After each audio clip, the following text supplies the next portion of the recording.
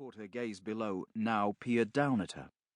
Empty, dark sockets regarded her beneath the rotting brow of a white tundra bear.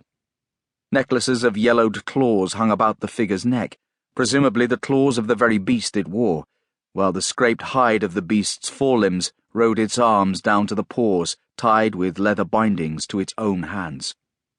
Ribs darkened with age peeked through the mummified flesh of its torso.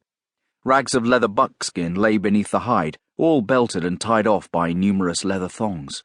A long blade of napped flint, creamy brown, its tang wrapped in leather, stood thrust through a belt.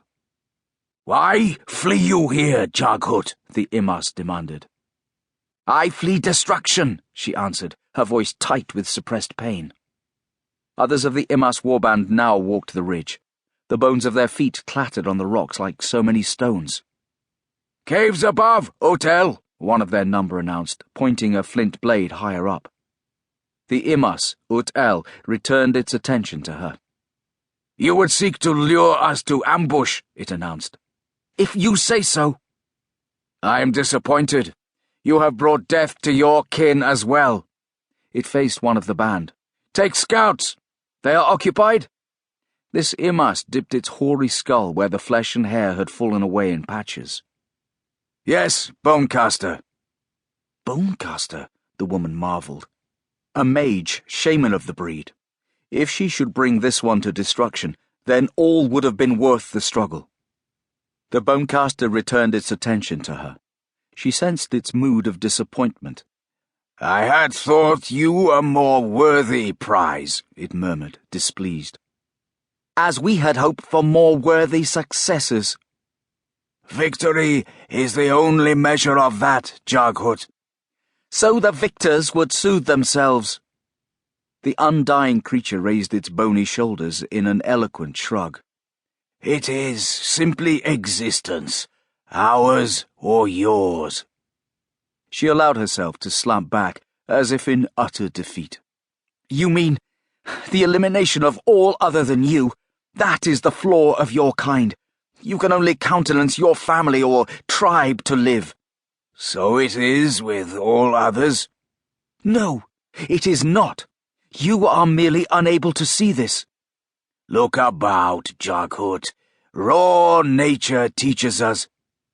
Hotel's whisper-faint voice dwindled away as he slowly raised his bone and dried tendon features to the higher slope. "How fare your scouts, Bonecaster?" she asked, unable to keep a savage grin from her face. "They are gone," he announced. His gaze fell to her. "Others are there." He now shook his nearly fleshless head in admiration, and it seemed to her even horror. "My apologies, Jarghut. I would never have believed any entity would dare." He drew his flint blade. "You are a desperate fool. You have doomed us all, and more." "I am merely returning the favor." All about, the remaining Imass warriors flinched, as if stung, drawing their blades of razor-thin flint.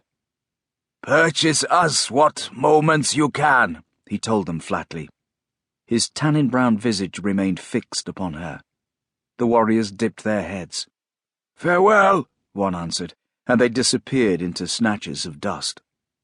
Above, figures now came pouring from the cave mouths, stone-grey shapes that ran on oddly jointed legs, or all four limbs at a time. "I am tempted to leave you to them," Hotel said. "But we Imass are not a cruel people." "So you would absolve yourselves over the centuries, yes?" She took hold of the spear haft. "That is fortunate, because we Jarghut are not a judgmental people." And she heaved herself backwards in one motion, yanking the spearhead from the ground to tumble off the ledge, spear in hand. He swung, but the blade cut just short of her as she slipped from the narrow ridge. Her buckskin snapped in the wind. "I leave you to—" she yelled as she plummeted from sight down the sheer 1,000-foot drop. "Your doom," Hotel Anag, Bonecaster to the Kulum T'lan Imass, finished for her. He turned to face the high slope. The grey tide of creatures had finished his band, and now closed upon him.